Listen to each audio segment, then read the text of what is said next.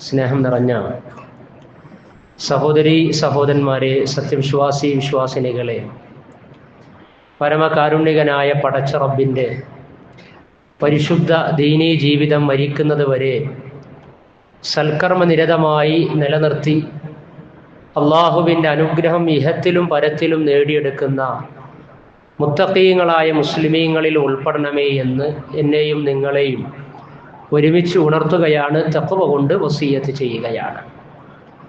അല്ലാഹു സുബ്ഹാനഹു വ തആലയുടെ ഇഷ്ടം നഷ്ടപ്പെടാത്ത ജാഗ്രത മരിക്കുവോളം നിലനിർത്തുന്ന മുത്തഖീങ്ങളിൽ അവൻ നമ്മെ ഉൾപ്പെടുത്തി അനുഗ്രഹിക്കുമാറാകട്ടെ. കഴിഞ്ഞ ആഴ്ച ഇസ്ലാമിക സമൂഹത്തിലും അതേപോലെ തന്നെ ഇസ്ലാമികേതര സമൂഹങ്ങളിലുമൊക്കെ വളരെ വ്യാപകമായി കൊണ്ടിരിക്കുന്ന ചില അന്ധവിശ്വാസങ്ങളെയും അപസർപ്പക കഥകൾ, അതിശയോക്തികൾ, പിശാച്, സാത്താൻ, ജിന്ന് തുടങ്ങിയ വിഷയങ്ങളുമായി ബന്ധപ്പെട്ടുകൊണ്ടുള്ള ചൂഷണങ്ങൾ, അന്ധവിശ്വാസങ്ങളൊക്കെ നമ്മൾ സൂചിപ്പിക്കുകയുണ്ടായി. അതിൽ ഇസ്ലാമിക സമൂഹത്തിൽ പലർക്കും സാമ്പത്തിക നഷ്ടവും സാൻമാർഗിക നഷ്ടവും അതിലുപരിയായിക്കൊണ്ട് ജീവഹാനി വരെ സംഭവിച്ചുകൊണ്ടിരിക്കുന്നത് ഒരു തുടർ സംഭവങ്ങളായ റിപ്പോർട്ടുകളായി വന്നുകൊണ്ടിരിക്കുകയാണ്. അപ്പം അതിനു വേണ്ടിയൊക്കെ ചൂഷകന്മാർ ഉപയോഗപ്പെടുത്തുന്ന പദമാണ് ജിന്ന്, ഷെയ്ത്താന്, പിശാച്, അങ്ങനെയുള്ള സേവകൾ, കൂടോത്രങ്ങൾ, നാക്കേറ്, കണ്ണേറ്, ഇങ്ങനൊക്കെ തുടങ്ങി കേരളീയ സമൂഹത്തിന് പരിചിതമായ പദാവലികൾ പല സമുദായങ്ങളും സമൂഹങ്ങളും മതവിഭാഗങ്ങളും അതാത് മതവിഭാഗങ്ങളിലെ ചൂഷകന്മാരുമൊക്കെ സമർത്ഥമായി ഉപയോഗപ്പെടുത്തിക്കൊണ്ടിരിക്കുകയാണ്. കാലം ഏറെ പുരോഗമിച്ചിട്ടുണ്ടെങ്കിലും എത്രമേൽ ശാസ്ത്ര സാങ്കേതിക വിദ്യകളും ടെക്നോളജികളും സമ്പന്നമാണെങ്കിലും ചൂഷണങ്ങളിൽ നിന്ന് വിദ്യാസമ്പന്നരോ വിദ്യാഭ്യാസം ഇല്ലാത്തവരോ എന്ന വ്യത്യാസമില്ലാതെയാണ് അകപ്പെട്ടുകൊണ്ടിരിക്കുന്നത്. ദാരിദ്ര്യമുള്ളവർ ആ നിലക്കും സാമ്പത്തിക ശേഷിയുള്ളവർ കൂടുതൽ വർധനവിന് വേണ്ടിയും ആഗ്രഹങ്ങളുടെ പൂർത്തീകരണത്തിന് വേണ്ടിയും വഴിവിട്ട മാർഗം ഉപയോഗപ്പെടുത്തി മാനഹാനിയും ജീവഹാനിയും സംഭവിച്ചുകൊണ്ടിരിക്കുകയാണ്.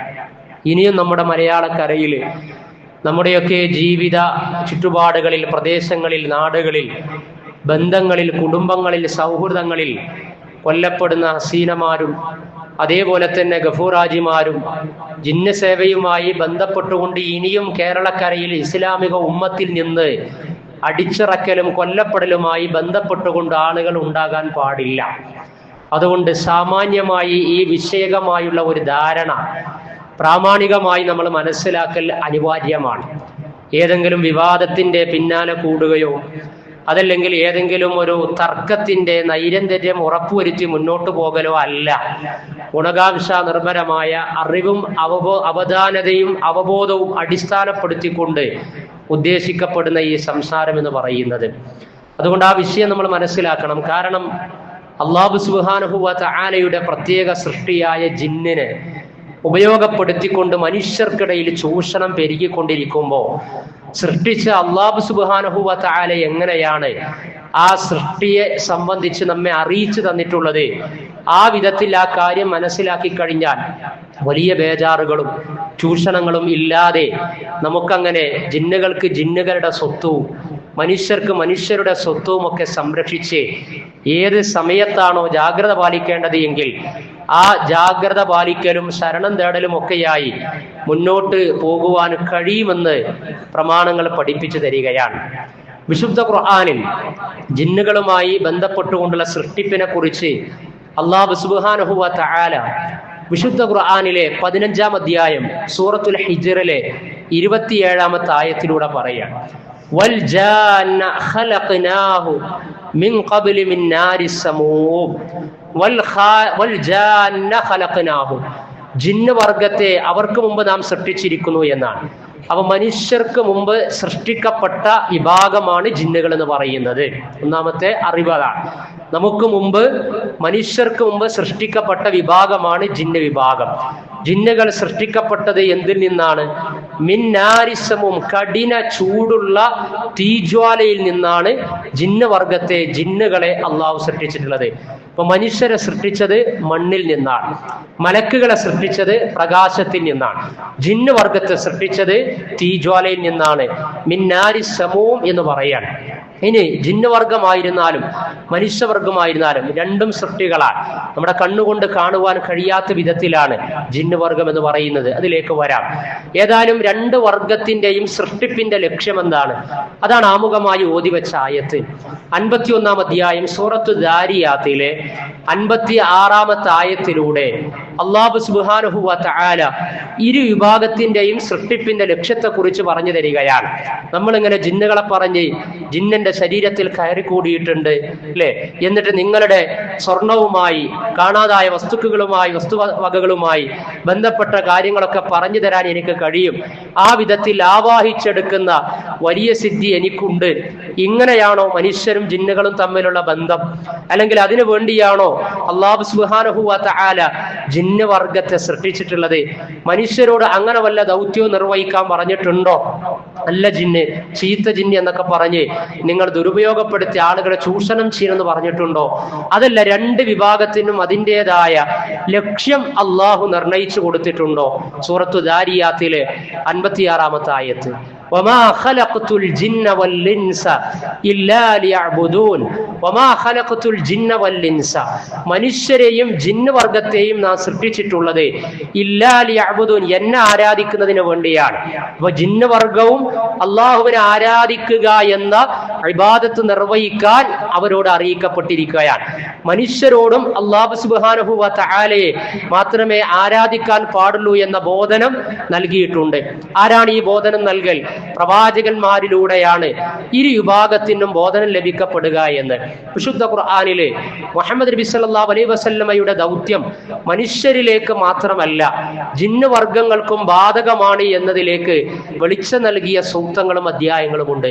കഴിഞ്ഞ ഖുതുബയിൽ 72-ാം അധ്യായം സൂറത്തുൽ ജിന്ന് എന്ന് പറയുന്ന അധ്യായത്തെ കുറിച്ച് പരാമർശിച്ചപ്പോ അതിൽ ഇതിനെക്കുറിച്ചുള്ള സൂചനകൾ അള്ളാഹു നൽകുകയും ചെയ്തിട്ടുണ്ട്. 72-ാം അധ്യായം സൂറത്തുൽ ജിന്നിലെ 1-2 സൂക്തങ്ങളിൽ തന്നെ ഖുൽ ഊഹിയ ഇലയ്യ അന്നഹു ഇസ്തമഅ നഫറുൻ മിനൽ ജിന്നി ഫഖാലു ഇന്നാ സമിഅനാ ഖുർആനൻ അജബാ യഹ്ദീ ഇലാ റുശ്ദി ഫആമന്നാ ബിഹി വലൻ നുശ്രിക ബിറബ്ബിനാ അഹദാ. ഖുൽ നബിയെ പറയുക, ഊഹിയ ഇലയ്യ അന്നഹു ഇസ്തമഅ നഫറുൻ മിനൽ ജിന്നി, ജിന്ന് വർഗത്തിൽപ്പെട്ട ഒരു വിഭാഗം പ്രവാചകൻ സല്ലല്ലാഹു അലൈഹി വസല്ലമയുടെ അരികിലേക്ക് വന്നുകൊണ്ട് വിശുദ്ധ ഖുർആൻ ശ്രദ്ധിക്കുകയാണ്, ശ്രവിക്കുകയാണ്, കേൾക്കുകയാണ്. ഇത് പ്രവാചകന്റെ അടുത്ത് ഈ വിഭാഗം വന്നിട്ടുണ്ട് എന്ന വിവരം പ്രവാചകൻ സല്ലല്ലാഹു അലൈഹി വസല്ലമക്ക് സ്വതവേ സ്വാഭാവികമായി സാധാരണഗതിയിൽ മനുഷ്യ പ്രകൃതത്തിന്റെ ഭാഗമായി മനസ്സിലാക്കാൻ സാധിച്ചിട്ടില്ല.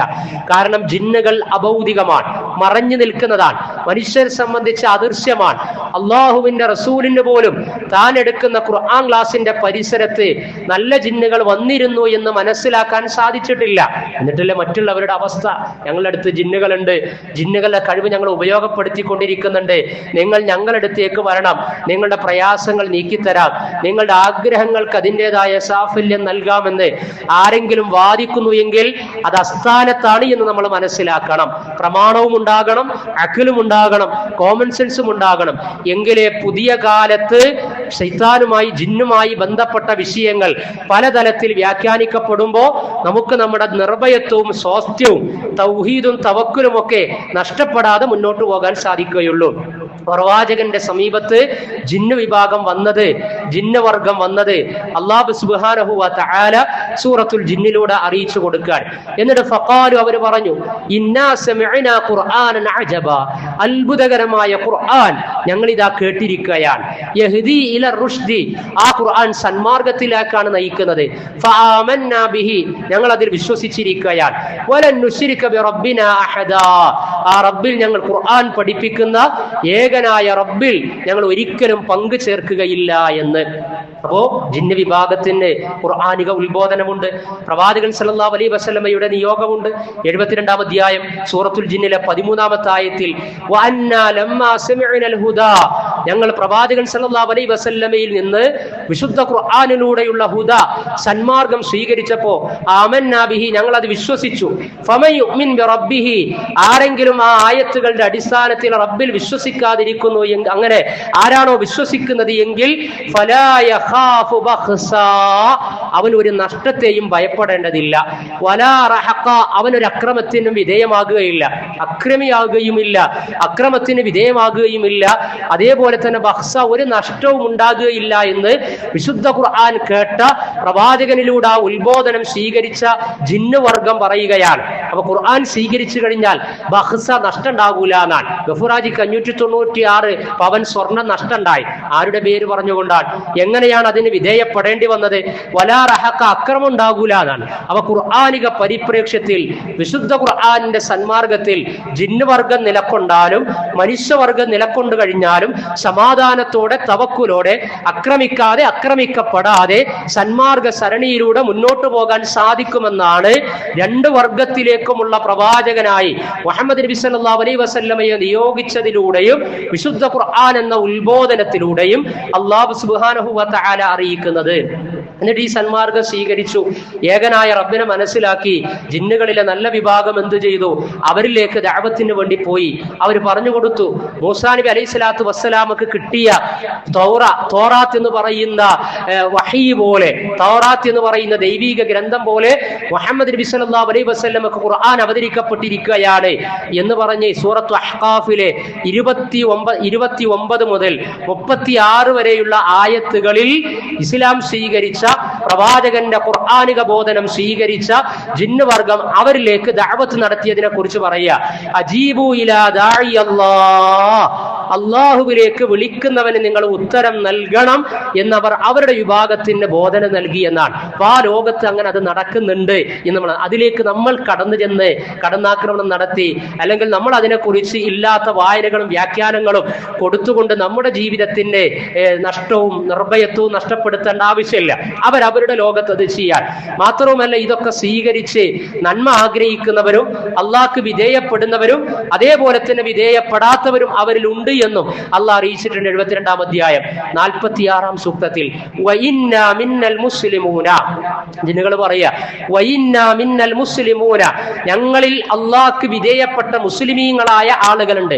മുസ്ലിം എന്ന് പറഞ്ഞാൽ പടച്ച റബ്ബിന് വിധേയപ്പെടുന്നവൻ എന്നാണ്. ഒരു ഏതെങ്കിലും ഒരു പേര് സ്വീകരിച്ചതുകൊണ്ട് മുസ്ലിമായി എന്ന് ധരിച്ച് വശാകരുത്. അതിന്റെ ഒരു ഭാഗം ഒരു സൈന് മാത്രമാണ്. എന്നാൽ അല്ലാഹു സുബ്ഹാനഹു വ തആല ഇഷ്ടപ്പെടുന്ന വിധാനത്തിലേക്ക് ജീവിതം എത്തുമ്പോഴാണ് മുസ്ലിമായി എന്ന് എല്ലാ അർത്ഥത്തിലും പറയാനും പ്രഖ്യാപിക്കാനും സാധിക്കുക.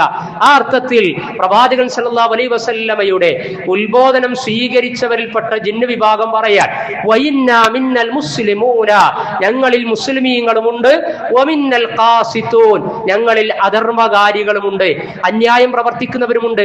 മനുഷ്യരിലും അങ്ങനെ തന്നെയാണ്. അതുകൊണ്ടാണ് മിനൽ ജിന്നത്തി വന്നാസ് എന്ന് പറഞ്ഞത്. മനുഷ്യരിലും പിശാചുക്കളുണ്ട്, ജിന്നുകളിലും പിശാചുക്കളുണ്ട് എന്ന്. മനുഷ്യരിലും സന്മാർഗം സ്വീകരിച്ചവരുണ്ട്, മാന്യമായി ജീവിച്ചു മുന്നോട്ട് പോകുന്നവരുണ്ട്, സ്വർഗം ലക്ഷ്യം വെച്ചുകൊണ്ട് അധർമ്മങ്ങളിൽ നിന്ന് അകന്നു നിൽക്കുന്നവരുണ്ട്. അതേ അവസരത്തിൽ തിന്മകളുമായി അന്യായങ്ങളുമായി വഞ്ചനയുമായി ഏശനയുമായി ഛിദ്രതയുമായി പരദൂഷണവുമായി അങ്ങനെ നടന്നു നീങ്ങുന്ന ആളുകളുമുണ്ട്. അതേപോലെ തന്നെ ജിന്നുകളിലുമുണ്ട് എന്ന് പറയാൻ. ജിന്നുകളിലെ തിന്മ പ്രവർത്തിക്കുന്നവർക്കാണ് ശൈത്താൻ ശയാത്തീൻ എന്നൊക്കെ പറയുക. ഇനി മനുഷ്യവർഗത്തിന്റെ ആജന്മ ശത്രുവായി രംഗത്ത് വന്ന ഇബ്ലീസ് ജിന്ന് വർഗത്തിൽപ്പെട്ടവനാണ്. അല്ലാഹു സുബ്ഹാനഹു വ തആല മലക്കുകളോടും ജിന്ന് വർഗത്തോടും ഒക്കെ ആദമിന് സുജൂദ് ചെയ്യാൻ പറഞ്ഞു. 18-ാം അധ്യായം സൂറത്തുൽ കഹ്ഫിലെ 40-ാം സൂക്തം വൈദ ഖുൽനാ ലിൽ മലായികതി ഇസ്ജുദു ലിആദമ ഫസജദു ഇല്ലാ ഇബ്ലീസ, മലക്കുകളോട് അല്ലാഹു സുബ്ഹാനഹു വ തആല ആദമിന് സാഷ്ടാംഗം നമിക്കാൻ പറഞ്ഞ സമയത്ത് ഫസജദു അവർ സാഷ്ടാംഗം നമിച്ചു. ഇല്ലാ ഇബ്ലീസ, ഇബ്ലീസ് ഒഴികെ, കാന മിനൽ ജിന്നി, ഇബ്ലീസ് ജിന്ന് വർഗത്തിൽപ്പെട്ടവനായിരുന്നു. ഫഫസക അൻ അംരി റബ്ബിഹി, അല്ലാഹുവിന്റെ കൽപ്പനയോട് അവൻ ധിക്കാരം പ്രവർത്തിച്ചു. അള്ളാന്റെ കൽപ്പനയോട് ധിക്കാരം പ്രവർത്തിച്ചു. ജിന്ന് വർഗത്തിൽപ്പെട്ട ഇബ്ലീസ് എന്ന് പറയാം. അവിടെ തന്നെ അല്ലാഹു സുബ്ഹാനഹു വ തആല പറഞ്ഞു, ഇബ്ലീസിന് അങ്ങനെയുള്ള ജിന്നുകൾക്ക് സന്താനങ്ങളുമുണ്ട്.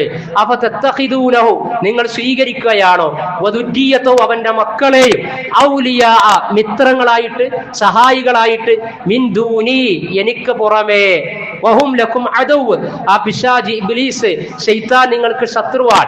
ബിഇസ ലിസ്സാലിമീന ബദല, അക്രമികൾക്ക് സ്വീകരിക്കുവാൻ പകരം കിട്ടിയത് എത്ര മോശമാണ് എന്ന്. അപ്പൊ ജിന്നുകളെ, അവരിലെ ചീത്തവർഗമായ പിശാചിനെ, അതിന്റെ ഹെഡായ ഇബ്ലീസിനെ, അവന്റെ സന്താനങ്ങളെ നമ്മൾ സ്വീകരിക്കുകയാണോ അള്ളാഹ്ക്ക് പുറമെ സഹായിയായിട്ട് എന്ന് ചോദിക്കാൻ. അവ ജിന്നുകളുടെ സഹായം കിട്ടുന്നുണ്ട്, ശൈത്താനെ സേവിക്കുന്നുണ്ട്. ശൈത്താന്റെ സഹായത്തോടുകൂടി നിങ്ങൾക്ക് ഞാൻ ബറക്കത്ത് നൽകാം, അനുഗ്രഹം നൽകാം എന്ന് ആരെങ്കിലും പറഞ്ഞാൽ അത് ഇസ്ലാമിക പ്രമാണങ്ങൾ പഠിപ്പിക്കുന്നത് അത് അധർമ്മത്തിന്റെ വഴിയാണ്, അത് ശിർക്കിന്റെ വഴിയാണ്, അത് പ്രമാണ വിരുദ്ധമാണ് എന്ന് അല്ലാഹു സുബ്ഹാനഹു വ തആല പറയാ. ഇനി ചില ആളുകൾ പറയും ഈ ജിന്ന് വർഗത്തെ ഞങ്ങൾ കണ്ടിട്ടുണ്ട് എന്ന്, അല്ലെ? അങ്ങനെ പ്രചരിപ്പിക്കപ്പെടാറുണ്ട്. ഇന്ന ആളുകളൊക്കെ ചില യൂട്യൂബിലൊക്കെ ജിന്നുകൾ താമസിക്കുന്ന സ്ഥലങ്ങളെ, അവരിൽ നിന്ന് ജിന്നുകളുടെ ഫോട്ടോ പിന്നെ പിടിക്കപ്പെട്ടത്, അതേപോലെ തന്നെ ഹൗലിൽ വെള്ളമിളകി കഴിഞ്ഞാൽ അവിടെ ജിന്നിന്റെ സാന്നിധ്യം ഉണ്ടായി. പള്ളിക്കാടുകളിൽ, ഖബർസ്ഥാനിൽ ഞാൻ ഇന്നലെ ഒരു വെള്ള വസ്ത്രം ധരിച്ച, ആരാ പറഞ്ഞത് വെള്ള വസ്ത്രം ധരിച്ചുകൊണ്ടാണ് ജിന്ന് നിൽക്കുക എന്ന്? ഇങ്ങനെ കഴിഞ്ഞ ഖുത്ബയിൽ പറഞ്ഞതുപോലെ ഓരോ മതവിഭാഗങ്ങളും അവരുടേതായ സാത്താനുമായി, ജിന്നുമായി, ശൈത്താനുമായി ബന്ധപ്പെട്ട പല രൂപങ്ങളും നമ്മുടെ മനസ്സുകളിലേക്ക് ഭാവനയായി നൽകിയിട്ടുണ്ട്. അതാണ് സാത്താനുകളുടെ, ജിന്നുകളുടെ ലോകം. അതിന്റെ ഭാവനയുമുണ്ട്, അതിന്റെ യാഥാർത്ഥ്യവും ഉണ്ട്. യാഥാർത്ഥ്യം പഠിപ്പിച്ചു നൽകാൻ ഒരാൾക്കും സാധ്യമല്ല, അല്ലാഹു സുബ്ഹാനഹു വ തആലക്കല്ലാതെ. ഒരു ലാബിനും സാധ്യമല്ല, ഒരു സയൻസിനും സാധ്യമല്ല. കാരണം നമ്മുടെ നഗ്ന നേത്രങ്ങൾ കൊണ്ടോ കാര്യകാരണ ബന്ധങ്ങൾക്കുള്ളിലുള്ള സയൻസ് കൊണ്ടോ സംവിധാനങ്ങൾ കൊണ്ടോ സാങ്കേതികൾ കൊണ്ടോ കണ്ടെത്താൻ സാധിക്കുന്ന വിഭാഗമല്ല, വർഗമല്ല ജിന്ന് വർഗം എന്ന് പറയുന്നത്. അത് വഹയിലൂടെ, ദൈവീക ബോധനത്തിലൂടെ, പ്രമാണങ്ങളിലൂടെ, വിശുദ്ധ ഖുർആനിലൂടെ, പ്രവാചക വചനങ്ങളിലൂടെ പഠിപ്പിക്കപ്പെട്ടതാണ് മനസ്സിലാക്കേണ്ടതും. ആ പഠിപ്പിക്കപ്പെട്ട പരിധിയിലാണ് വിശ്വാസി സമൂഹം നിലകൊള്ളേണ്ടതും. അതിലുപരിയായിക്കൊണ്ടുള്ള വ്യാഖ്യാനങ്ങളൊക്കെ നമ്മളെ കുഴിയിൽ ചാടിക്കും. അതിന്റെ ഉദാഹരണത്തിലേക്ക് പോകേണ്ടതില്ല. ഏതായിരുന്നാലും ഇങ്ങനെ കണ്ടു എന്ന് വാദിക്കുന്ന ആളുകൾ, ഞങ്ങൾ കണ്ടുകൊണ്ടിരിക്കുന്നു എന്ന് വാദിക്കുന്ന ആളുകൾ, എന്റെ ശരീരത്തിൽ ആ ജിന്നിനെ ഞാൻ ആവാഹിച്ച് എന്റെ അടുത്ത് വന്നു. ചില പ്രഭാഷകന്മാർ പോലും പറയാ ജിന്നുകൾ ഇന്ന രൂപത്തിലൊക്കെ വരും, എന്റെ അടുത്ത് വന്നിട്ടുണ്ട് എന്നൊക്കെ പറഞ്ഞിട്ട് ഇന്ന ജിന്നാണ് എനിക്ക് നിങ്ങൾക്ക് ഇത് നൽകാനുള്ള പെർമിഷൻ നൽകിയത് എന്ന് പറയാ. വീട്ടിലേക്ക് കള്ളം കയറാതിരിക്കാൻ വേണ്ടി അസ്ഹാബുൽ കഹ്ഫിന്റെ ആ കഥക്കെ ഉദ്ധരിച്ചുകൊണ്ട് അവരിൽ ഒരാളുടെ പേര് ഇന്നതാന്ന് പറഞ്ഞ് ആ പേര് എഴുതിയിട്ട് ലോക്കൽ എഴുതി വെച്ചാൽ, അല്ലെങ്കിൽ പിന്നെ വാതിൽ ഒട്ടിച്ചു വെച്ച് കഴിഞ്ഞാൽ പിന്നെ കള്ളൻ കയറുകയില്ല എന്ന് പറയാ. ആരാ ഇത് നൽകിയത്? ഇത് ഇന്ന ഷെയ്ഖാകുന്ന ജിന്ന് എന്നോട് പറഞ്ഞതാണ് എന്ന് അങ്ങനെ വന്ന് പറയാൻ സാധിക്കോ? പ്രവാചകന്റെ അരികിൽ പോലും വന്ന വിവരം അള്ളാഹ് അറിയിച്ചു കൊടുത്തതാ. എന്നിട്ട് പ്രവാചകനേക്കാളും വലിയ പ്രവാചകന്മാരായി തീരാൻ നോക്കുകയോ, പ്രവാചകനേക്കാളും വലിയ ഔലിയാക്കന്മാരായി തീരാൻ നോക്കുകയോ? 7-ാം അധ്യായം സൂറത്ത് അറാഫിലെ 27-ാമത്തെ ആയത്ത് മനസ്സിൽ കുറിച്ചിടണം.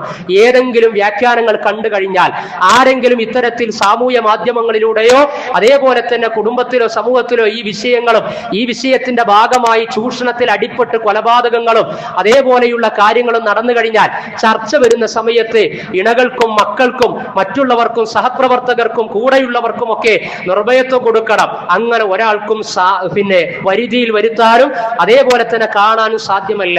അത് അല്ലാഹു സുബ്ഹാനഹു വ തആല സൂറത്തുൽ അറാഫിലെ 27-ാമത്തെ ആയത്തിലൂടെ വളരെ വ്യക്തമായി പറഞ്ഞിട്ടുണ്ട്.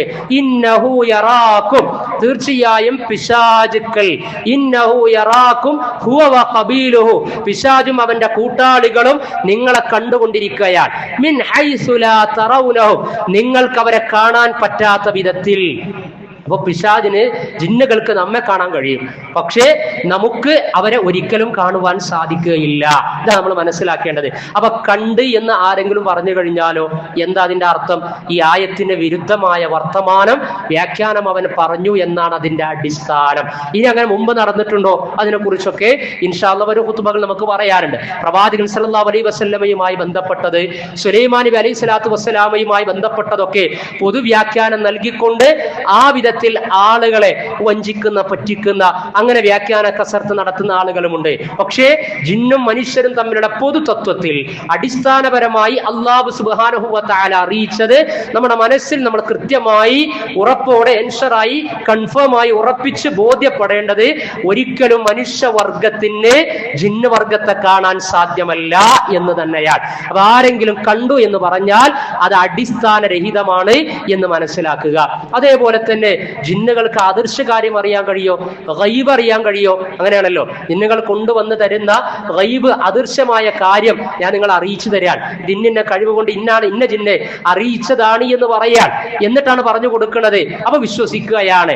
അങ്ങനെയുള്ള വിശ്വാസം ഉണ്ടോ? അല്ലെങ്കിൽ ആരെങ്കിലും അങ്ങനെ ഗൈബ് അറിയും, ആ വഴി ജിന്നുകൾ വഴി എനിക്ക് ഗൈബ് അറിയാൻ സാധിക്കുമെന്ന് പറഞ്ഞു കഴിഞ്ഞാൽ 27-ാം അധ്യായം സൂറത്തുൽ നഹ്ൽ 65-ാം സൂക്തത്തിൽ ഖുൽ ലാ യഅലമു മൻ ഫിസ് സമാവാതി വൽ അർദിൽ ഗൈബ ഇല്ലല്ലാഹ് വമാ യസ്ഉറൂന അയ്യാന യുബ്അസൂൻ. ഖുൽ ലാ യഅലമു, പ്രവാചകരെ പറയുക, പ്രഖ്യാപിക്കുക, പഠിപ്പിക്കുക, ലാ യഅലമു അറിയുകയില്ല, മൻ ഫിസ് സമാവാതി വൽ അർദി ആകാശങ്ങളിലും ഭൂമിയിലുമുള്ളവരൊന്നും, മലക്കുകളാകട്ടെ, മനുഷ്യരാകട്ടെ, ഔലിയാക്കളാകട്ടെ, അമ്പിയാക്കളാകട്ടെ, ജിന്നുവർഗമാകട്ടെ, ആരാകട്ടെ, ഇല്ലല്ലാഹ് അല്ലാഹുവല്ലാതെ ഒരാൾക്കും, ഒരു സൃഷ്ടിക്കും, ഒരു ശക്തിക്കും ഗൈബ് അദൃശ്യ കാര്യം അറിയാൻ സാധ്യമല്ല. ഇനി അദൃശ്യമായ കാര്യങ്ങൾ പ്രവാചകന്മാർ അറിയിച്ചിട്ടുണ്ടെങ്കിൽ അത് മുഅ്ജിസത്തിന്റെ ഭാഗമായി കൊണ്ടാണ്. മുഅ്ജിസത്തിന്റെ ഭാഗമായിട്ട് ലഭിക്കുന്നത് അല്ലാഹു സുബ്ഹാനഹു വ തആല അറിയിക്കുന്ന നേർക്ക് നേരെയുള്ള ഇടപെടലാണ്. അതല്ലാതെ നമ്മളിങ്ങനെ ജിന്നുകൾ ആഗ്രഹിക്കുന്ന സമയത്ത്, മലക്കുകൾ ആഗ്രഹിക്കുന്ന സമയത്ത്, മനുഷ്യർ ആഗ്രഹിക്കുന്ന സമയത്ത് അദൃശ്യമായ കാര്യങ്ങൾ പറയാൻ പറ്റുമെന്ന് പറയുന്നത് പ്രമാണ വിരുദ്ധമാണ്. വമാ യശ്അറൂന, ഈ പറയുന്ന സൃഷ്ടികൾക്ക് ആർക്കും തന്നെ അറിയുകയില്ല, അയ്യാന യുബ്അസൂൻ, അവർ എന്നാണ് പുനരുദ്ധാരണം നടത്തപ്പെടുക എന്നത് ഒരാൾക്കും അറിയാൻ സാധ്യമല്ല. മാത്രവുമല്ല, സൂറത്തു സബയില് ജിന്നാണല്ലോ വിഷയം. സൂറത്തു സബയിലെ 14-ാമത്തെ ആയത്തിൽ അല്ലാഹു സുബ്ഹാനഹു വ തആല സുലൈമാൻ നബി അലൈഹിസ്സലാത്തു വസ്സലാമക്ക് മുഅ്ജിസത്തിന്റെ ഭാഗമായി പ്രാർത്ഥനയുടെ അടിസ്ഥാനത്തിൽ ജിന്നുവർഗത്തെ വിധേയപ്പെടുത്തി കൊടുത്തു. മറ്റാർക്കും വിധേയപ്പെടുത്തപ്പെടാത്ത രൂപത്തിൽ വിശുദ്ധ ഖുർആനിലെ 38-ാം അധ്യായം സൂറത്തു സ്വാദിലെ അതിലെ 37-ാമത്തെ സൂക്തത്തിൽ ബന്നായിൻ ഗവ്വാസിൻ, മുങ്ങൽ വിദഗ്ധര്, കെട്ടിടം നിർമ്മിക്കുന്നവര് ഒക്കെ സുലൈമാൻ നബി അലൈഹിസ്സലാത്തു വസ്സലാമക്ക് ജിന്നുവർഗത്തെ വിധേയപ്പെടുത്തി അവരിലൂടെ ആ വർക്കൊക്കെ ചെയ്യിപ്പിച്ചിരുന്നു എന്ന് ഖുർആനിൽ കാണുവാൻ കഴിയും. അങ്ങനെയൊക്കെയാണെങ്കിലും സുലൈമാൻ നബി അലൈഹിസ്സലാത്തു വസ്സലാം മരിച്ചു. ആ മരിച്ചതൊരു വടിയിൽ കുത്തിപ്പിടിച്ചെന്ന് മരിച്ച സമയത്ത് സൂറത്തു സബയിലെ 14-ാമത്തെ ആയത്തിൽ ദാബത്തുൽ അർള് അഥവാ ചിതലുകൾ ആ വടി അങ്ങനെ തിന്ന് അവസാനം സുലൈമാൻ നബി അലൈഹിസ്സലാത്തു വസ്സലാം വീഴുകയാണ്.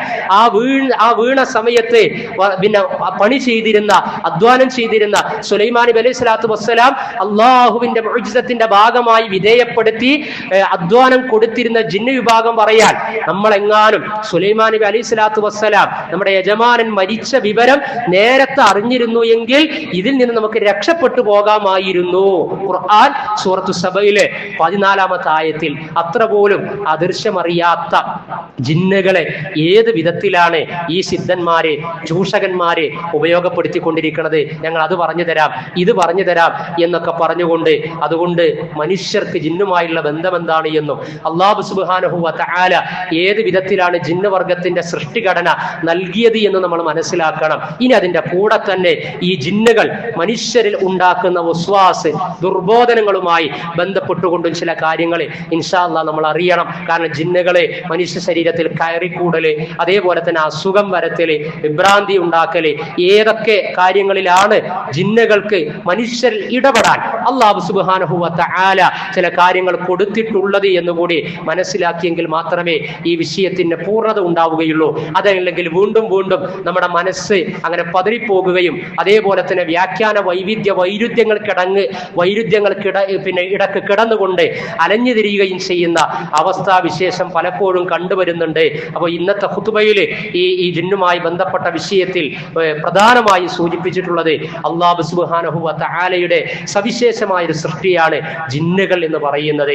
അതേപോലെ തന്നെ ആ സൃഷ്ടിക്ക് അവരുടെ കഴിവിന് പരിധിയും പരിമിതിയും അള്ളാഹു നിശ്ചയിച്ചിട്ടുണ്ട് എന്നാണ്. മനുഷ്യ ജീവിതത്തിലേക്ക് ഇറങ്ങി വന്നുകൊണ്ട് അദൃശ്യമടക്കമുള്ള കാര്യങ്ങളിലൊക്കെ ഇടപെട്ടുകൊണ്ട് അങ്ങനെ മനുഷ്യർക്ക് ചൂഷണ വസ്തുവായി ഉപയോഗപ്പെടുത്താൻ പറ്റുന്ന വിധത്തിലുള്ള ഒരു ഘടനാ രീതിയൊന്നും ജീവിതക്രമമൊന്നും ജിന്നുകൾക്ക് നൽകിയിട്ടില്ല. അതേപോലെ തന്നെ ജിന്നുകളിലേക്ക് വിശുദ്ധ ഖുർആൻ അടക്കമുള്ള വഹീകൾ ഉണ്ട് എന്നും ജിന്നുകളിൽ നല്ലവരുണ്ട് എന്നും അതേപോലെ തന്നെ ചീത്ത വിഭാഗത്തിനാണ് ഷയാത്തീൻ എന്നും പറയുക. അതേപോലെ തന്നെ മനുഷ്യരിലും ചീത്ത വർഗങ്ങളും അതേപോലെ തന്നെ നന്മ നിർവഹിക്കുന്ന ആളുകളുമുണ്ട്. അല്ലാഹു സുബ്ഹാനഹു വ തആല ഓരോ കാര്യങ്ങളെയും വിഷയങ്ങളെയും അതിന്റെ പ്രമാണ പ്രതലത്തിൽ നിന്നുകൊണ്ട് മനസ്സിലാക്കുവാനും അതിശയോക്തികളിൽ നിന്നും ചൂഷണങ്ങളിൽ നിന്നും മാറി നിൽക്കുവാനും സന്മാർഗ സരണിയിൽ തൗഹീദി തവക്കുൽ ബോധത്തോടെ ജീവിച്ചു മരിക്കാൻ ഭാഗ്യം ലഭിക്കുന്ന മുവഹിദുകളിൽ ഉൾപ്പെടുവാനും അള്ളാഹു നമ്മെ അനുഗ്രഹിക്കുമാറാകട്ടെ.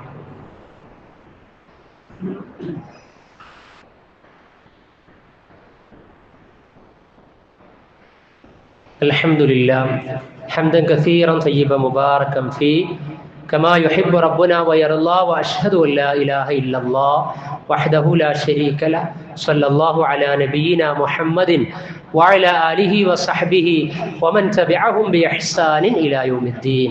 സ്നേഹം നിറഞ്ഞ സഹോദരി സഹോദരന്മാരെ, സത്യവിശ്വാസികളെ, അള്ളാഹുവിൻ്റെ വിധിവിലക്കുകൾ വിശുദ്ധമായ ജീവിതത്തിന് നിരന്തരമായി നിലനിർത്തി തഖ്വക്ക് കൈമോശം വരാതെ മുന്നോട്ട് പോകുന്ന മുത്തഖീങ്ങളിൽ ഉൾപ്പെടണമേ എന്ന് രണ്ടാമതൊരിക്കൽ കൂടി എന്നെയും നിങ്ങളെയും ഉണർത്തുകയാണ്. അള്ളാഹു നമ്മെ സഹായിക്കുമാറാകട്ടെ, അനുഗ്രഹിക്കുമാറാകട്ടെ.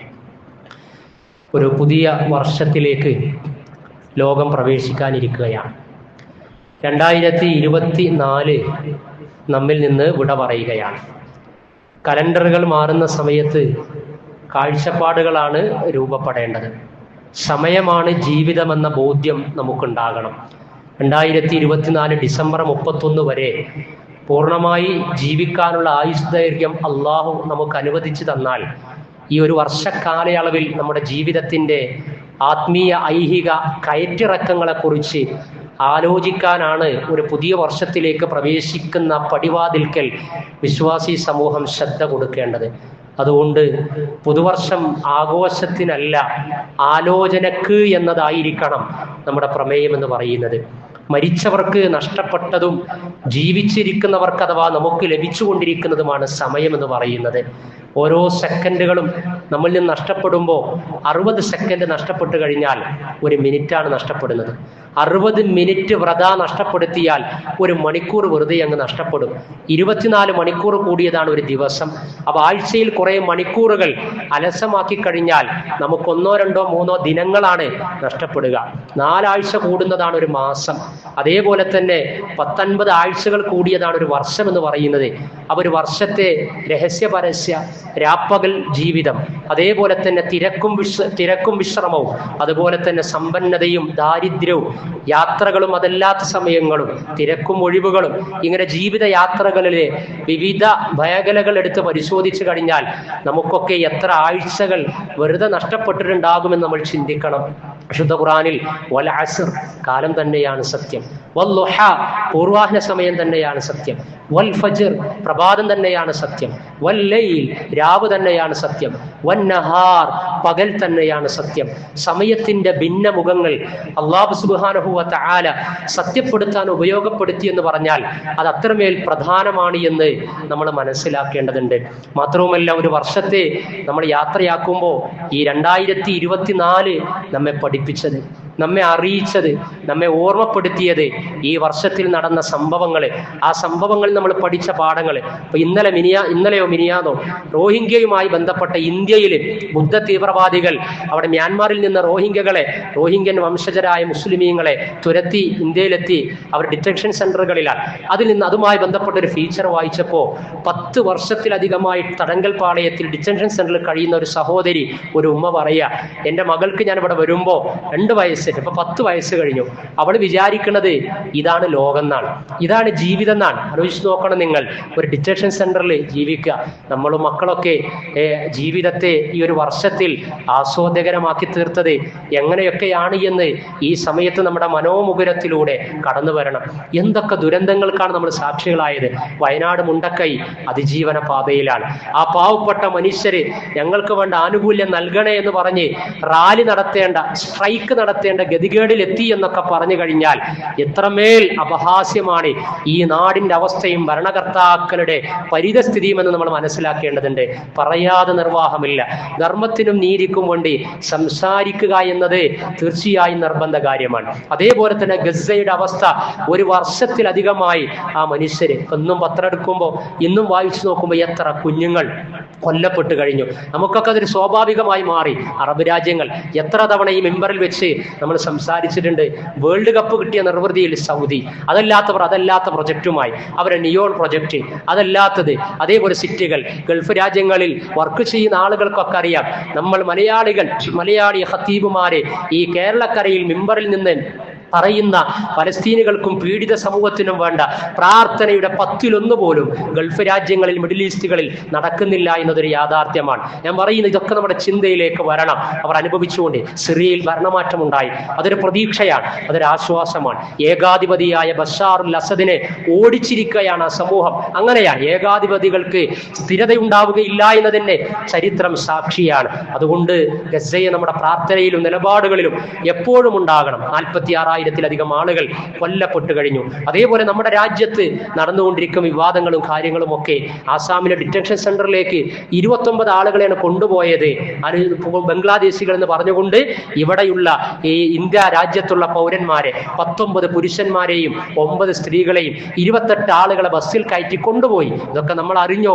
ഓരോ വിവാദങ്ങൾ കൊണ്ട് സാമൂഹ്യ മാധ്യമങ്ങളിൽ അങ്ങനെ അരങ്ങ് തകർത്തുകൊണ്ടിരിക്കുമ്പോൾ ഏതിനൊക്കെ പ്രയോറിറ്റിയും പ്രിഫറൻസും കൊടുക്കുന്നിടത്ത് ഈ ഇസ്ലാമിക ഉമ്മത്തിന് ഇനിയും പിഴച്ചു പോയി കഴിഞ്ഞാൽ എന്തൊക്കെ സംഭവിക്കും എന്നതിന്റെ തുടർ വിവാദങ്ങൾ വഖഫിന്റെയും മസ്ജിദിന്റെയും അതേപോലെ തന്നെ മസ്ജിദിന്റെ താഴത്ത് കുഴിച്ചു നോക്കലിന്റെയും അതല്ലാത്തതിന്റെയും ഒക്കെ പേരിൽ നടന്നുകൊണ്ടിരിക്കുകയാണ്. കേരളത്തിലേക്ക് വന്നാലും ആശാവഹമല്ല.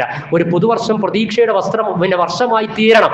പക്ഷേ സാക്ഷര സൗഹാർദ്ദ സാഹോദര്യം പൂത്തുലയുന്ന മലയാള മണ്ണുപോലും ഉത്ബുദ്ധരായ രാഷ്ട്രീയ കക്ഷികളടക്കം നിമിഷം പ്രതി വർഗീയ ധ്രുവീകരണത്തിന് വേണ്ടി ഉപയോഗപ്പെടുത്തുന്ന പ്രസ്താവനകൾ ഇറക്കിക്കൊണ്ടിരിക്കുകയാണ്. ഈ ഉമ്മത്തിന്റെ അസ്തിത്വം അരിക്കാക്കാൻ വേണ്ടി ശ്രമിച്ചുകൊണ്ടിരിക്കുകയാണ്. ഈ ഉമ്മത്തിലെ സംഘടനകളെ മാത്രം തിരഞ്ഞുപിടിച്ച് ഭീകരവാദികളും തീവ്രവാദികളുമാക്കാൻ ശ്രമിക്കുകയാണ്. നിങ്ങൾ നോക്കുക, ആലുവയില് മാർട്ടിൻ സ്ഫോടനം നടത്തി, ഭീകര സ്ഫോടനം നടത്തി 6, 7, 8 ആളുകൾ കൊല്ലപ്പെട്ടു കഴിഞ്ഞു. ആ ക്രൈസ്തവ സംഘടനകളിലെ ആ വിഭാഗത്തെ മാത്രം സെലക്ഷൻ നടത്തി അവർ തീവ്രവാദിയാണ്, ഭീകരവാദിയാണ് എന്ന് പറയാൻ ധൈര്യം കാണിക്കാറുണ്ടോ? അതേപോലെ തന്നെ ഹൈന്ദവ സമൂഹത്തിലെ സംഘടന ഒറ്റ തിരിച്ചുകൊണ്ട് നിങ്ങൾ ആ പറഞ്ഞ പ്രസ്താവന തീവ്രതയാണ്, ഭീകരതയാണ് എന്ന് പറയാറുണ്ടോ? എന്നാൽ ഇസ്ലാമിക ഉമ്മത്തിലേക്ക് കടന്നു കയറി പറയാൻ പറ്റുന്ന വിധത്തിലേക്ക് എങ്ങനെയാണ് അവർക്ക് ധൈര്യം ലഭിക്കുന്നത്? എത്രമേൽ സെക്കുലറിസ്റ്റ് ബോധമാണ് നഷ്ടപ്പെട്ടുകൊണ്ടിരിക്കുന്നത് എന്ന് നമ്മൾ ആലോചിച്ചു കഴിഞ്ഞാൽ അവിടെയും ആശങ്കക്ക് വഴിയുണ്ട്. അഥവാ വരാനിരിക്കുന്ന വർഷങ്ങൾ നമ്മുടെ ഇസ്ലാമിക ഉമ്മത്ത്, ഇസ്ലാമികേതര ഉമ്മത്ത്, നമ്മുടെ സഹവർത്തന സാധ്യതകൾ, ഇതിലൊക്കെ കൂടുതൽ ജാഗ്രത കാണിക്കേണ്ടവരും വിവേകം കാണിക്കേണ്ടവരും ഇസ്ലാമിക സമൂഹം തന്നെയാണ്. അതേപോലെ തന്നെ നമ്മൾ തസ്കിയത്തിന്റെ മേഖലയിൽ ചിന്തിച്ചു കഴിഞ്ഞാൽ ഈ 2024 എത്രയോ മക്കൾ മാതാപിതാക്കളെ നഷ്ടപ്പെട്ട് അനാഥ കുട്ടികളായി മാറിയിട്ടുണ്ട്. എത്രയോ ഭാര്യമാര് ഭർത്താക്കന്മാരെ നഷ്ടപ്പെട്ട് വിധവകളായി തീർന്നിട്ടുണ്ട്. അതേപോലെ തന്നെ എത്രയോ മാതാപിതാക്കൾക്ക് മക്കളെ നഷ്ടപ്പെട്ടിട്ടുണ്ട്. ഈ ഇരിക്കുന്നവരിൽ, ഈ കേൾക്കുന്നവരിൽ ആരെങ്കിലും ഈ പറഞ്ഞ പട്ടികയിൽ കടന്നു വരുന്നുണ്ടോ എന്ന് നമ്മൾ ആലോചിക്കണം. അപ്പൊ ജീവിതത്തിന്റെ നശ്വരതയും നൈമിഷികതയും ബോധ്യപ്പെടുത്തുന്ന അപകടങ്ങൾ നമ്മൾ കണ്ടുകൊണ്ടിരിക്കുകയാണ്. അൽഹാഖുമുത്തകാസുർ, പെരുമ നടിക്കൽ നിങ്ങളെ അശ്രദ്ധയിലാക്കിയിരിക്കുന്നു. ഹത്താ സുർത്തുമുൽ മഖാബിർ, ഖബറിടം സന്ദർശിക്കുന്നത് വരെ, മരിച്ചു പോകുന്നത് വരെ ഉള്ളൂ നിങ്ങളുടെ നാവിന്റെ കസർത്തും നിങ്ങളുടെ ആഢ്യത്വവും അഹങ്കാരവും. അതുകൊണ്ട് തിരുത്തണം നമ്മൾ. അതേപോലെ തന്നെ ആരാധനകളുടെ വിഷയത്തിലും ചിന്തിക്കണം. ഒരു വർഷത്തിൽ 365 ദിനങ്ങളിൽ ഓരോ ദിവസവും നിർബന്ധമായി നിസ്കരിക്കേണ്ട നിർബന്ധ നിസ്കാരം, സുബഹി ജമാഅത്ത് നിസ്കാരങ്ങൾ ഓരോരുത്തരും ആലോചിക്കുക എത്ര ജമാഅത്ത് കിട്ടിയില്ല എന്നത്. അതേപോലെ തന്നെ ഒരു വർഷത്തിനിടയ്ക്ക് 50ഓളം ആഴ്ചകൾ മിനിമം ഉണ്ടാകും. 50 വെള്ളിയാഴ്ചകൾ ഉണ്ടായിട്ടുണ്ട് എങ്കിൽ പള്ളിയിലേക്ക് കടന്നു വന്നതിന് ശേഷമാണ് ഖത്തീബ് മിമ്പറിൽ കയറിയത്. അതുകൊണ്ട് ഈ 2024 50 ജുമഅകളിൽ ഞാൻ പങ്കെടുത്തിട്ടുണ്ട് എങ്കിൽ മലക്കുകൾ രേഖപ്പെടുത്തുന്ന ജുമഅയുടെ ലെഡ്ജറിൽ അതിൻ്റെതായ ക്വാളിറ്റിയിൽ, കണ്ടീഷനിൽ എന്റെ ജുമഅ ഉൾക്കൊണ്ടിട്ടുണ്ട് എന്ന് നമുക്ക് പറയാൻ സാധിക്കോ? അതല്ല, നമ്മൾ പങ്കെടുത്ത ജുമഅ ഇമാമ മിമ്പറിൽ കയറിയതിന് ശേഷമാണ് എങ്കിൽ മലക്കുകൾ ലെഡ്ജർ ക്ലോസ് ചെയ്തു വെക്കും. എന്നിട്ട് അവർ ഖുത്ബ ശ്രവിക്കുമെന്നാണ്. ഈ പള്ളിയിൽ മലക്കുകൾ ഖുത്ബ ശ്രവിച്ചുകൊണ്ടിരിക്കുകയാൽ വൈകി വരുന്ന ആളുകൾ അവരുടെ ജുമുഅ സ്നേഹത്തോടുകൂടി ചോദിക്കട്ടെ, വെറും ളുഹ്ർ മാത്രമായി പരിമിതപ്പെടുമോ? അതല്ല 50ഓളം 2024 ജുമുഅകളിൽ എനിക്ക് 35 ജുമുഅ കിട്ടിയിട്ടുണ്ട്, എനിക്ക് 54 ജുമുഅ കിട്ടിയിട്ടുണ്ട്, 50 ജുമുഅ കിട്ടിയിട്ടുണ്ട്. അതിൽ 10 ജുമുഅ ഒട്ടകത്തെ അറുത്തു കൊടുത്ത ആ ഒരു ബലി കൊടുത്തതിന്റെ പ്രതിഫലത്തിന് തുല്യമായി ഞാൻ നേടിയിട്ടുണ്ട്. അല്ലെങ്കിൽ ആടിനെ ബലി കഴിച്ചതിന്, അല്ലെങ്കിൽ ഒരു കോഴിമുട്ടയെങ്കിലും, അതല്ലെങ്കിൽ ആ ജുമുഅ നഷ്ടപ്പെടാത്ത രൂപത്തിലെങ്കിലും ഞാൻ പങ്കെടുത്തിട്ടുണ്ട് എന്ന് പറയാൻ നമുക്ക് സാധിക്കണം. അതേപോലെ തന്നെ ഖുർആനുമായുള്ള ബന്ധം, പിന്നെ നമ്മുടെ ബന്ധങ്ങൾ, മക്കൾ, ഇണകൾ, ഇതിലൊക്കെ നമ്മളൊരു പുനരാലോചന നടത്തി പുതിയൊരു വർഷത്തിലേക്ക് പ്രവേശിക്കുന്നതിന്റെ മുന്നോടിയായി ഹാസിബു ഖബ്ല അൻ തുഹാസബു, വിചാരണയ്ക്ക് വിധേയമാകുന്നതിന് മുമ്പേ ഒരു ആത്മവിചാരണ നടത്തി ഐഹികവും പാരിത്രികവുമായ വിഷയത്തിൽ കൂടുതൽ ആസൂത്രണമുള്ള ഒരു വർഷമായിട്ട് വരാനിരിക്കുന്ന വർഷം മാറ്റണം. അതിനെ ഈ വർഷത്തിൽ നടന്ന സംഭവങ്ങളെല്ലാം പാഠമായി തീരട്ടെ എന്ന് പ്രത്യാശിക്കുകയാണ്, പ്രാർത്ഥിക്കുകയാണ്. അല്ലാഹു സുബ്ഹാനഹു വ തആല നമുക്ക് അറിവും തിരിച്ചറിവും തിരുത്തുവാനുള്ള സന്മനസ്സും പ്രദാനം ചെയ്യുമാറാകട്ടെ. അറിവില്ലായ്മ കൊണ്ട് സംഭവിച്ചു പോയ തെറ്റുകുറ്റങ്ങളെ നാഥൻ പൊറുത്തു മാപ്പാക്കി തരുമാറാകട്ടെ. അള്ളാഹുവെ, ഞങ്ങൾ നിർവഹിച്ചു കൊണ്ടിരിക്കുന്ന കർമ്മങ്ങളെ നീ കബൂൽ ചെയ്യണമേ നാഥ. അള്ളാഹുവെ, ഞങ്ങളിൽ നിന്ന് മരണപ്പെട്ടവർക്ക് നീ മഗ്ഫിറത്ത് നൽകണമേ നാഥ. അള്ളാഹുവെ, ഗസ്സയിലെ പോരാട്ടത്തെ നീ വിജയത്തിലേക്ക് എത്തിക്കണമേ നാഥ. ഇനിയും പ്രതിരോധത്തിന്റെ അനുരണനങ്ങൾ അവിടെ നടന്നുകൊണ്ടിരിക്കുന്നുണ്ട്. ഇത്രമേൽ സൈനിസത്തിന്റെ ഉന്മൂലനവും വംശീയ അധിനിവേശവും ഉണ്ടായിട്ടും അള്ളാഹുവെ, അവർക്ക് നീ സ്ഥൈര്യം നൽകണമേ, അന്തിമ വിജയം നൽകണമേ. ജന്മനാടിന്റെ പൂർണ്ണ സ്വരാജ് നീ സാധ്യമാക്കി കൊടുക്കണമേ നാഥ. അള്ളാഹുവെ, ഞങ്ങളിൽ രോഗികളായ ആളുകളെ, പ്രയാസപ്പെടുന്ന ശാരീരിക അവശതയുള്ളവർ, അവർക്കെല്ലാം നീ ശമനവും ആശ്വാസവും നൽകണമേ നാഥ. ചികിത്സകൾ കിടക്ക് മരണപ്പെട്ട ആളുകൾ, അള്ളാഹുവെ, അവർക്ക് നീ മഗ്ഫിറത്തും മർഹമത്തും നൽകണമേ നാഥ. അള്ളാഹുവെ, ഞങ്ങളുടെ കച്ചവടത്തിലും അധ്വാനത്തിലും ഹലാലായ ഉപജീവന വിഷയത്തിലും നീ ബറക്കത്ത് നൽകണമേ നാഥ. അള്ളാഹുവെ, വരാനിരിക്കുന്ന വർഷവും നടന്നുകൊണ്ടിരിക്കുന്ന കാര്യങ്ങളിലുമൊക്കെ ഇസ്ലാമിക ഉമ്മത്തിന് നീ കൂടുതൽ കൂടുതൽ അതിജീവന സാധ്യതയും കൂടുതൽ അനുഗ്രഹീതമായ അനുഭവങ്ങൾ സമ്മാനിക്കണമേ നാഥ. അല്ലാഹുമ്മ ഗ്ഫിർ ലിൽ മുഅ്മിനീന വൽ മുഅ്മിനാത്ത് വൽ മുസ്ലിമീന വൽ മുസ്ലിമാത്ത് അൽ അഹ്യാഇ മിൻഹും വൽ അംവാത് ഇന്നക മുജീബു ദഅവാതി യാ ഖാദിയൽ ഹാജാത്ത്. റബ്ബനാ ലാ തുസിഅ ഖുലൂബനാ ബഅദ ഇദ് ഹദൈതനാ വഹബ് ലനാ മിൻ ലദുൻക റഹ്മ ഇന്നക അൻതൽ വഹാബ്. اللهم انصر إخواننا في هذه المنطقة المظلومة. ربنا تقبل منا إنك أنت السميع العليم وتب علينا إنك أنت التواب الرحيم. والصلاة والسلام على رسولك الكريم وعلى آله وصحبه ومن تبعهم بإحسان إلى يوم الدين.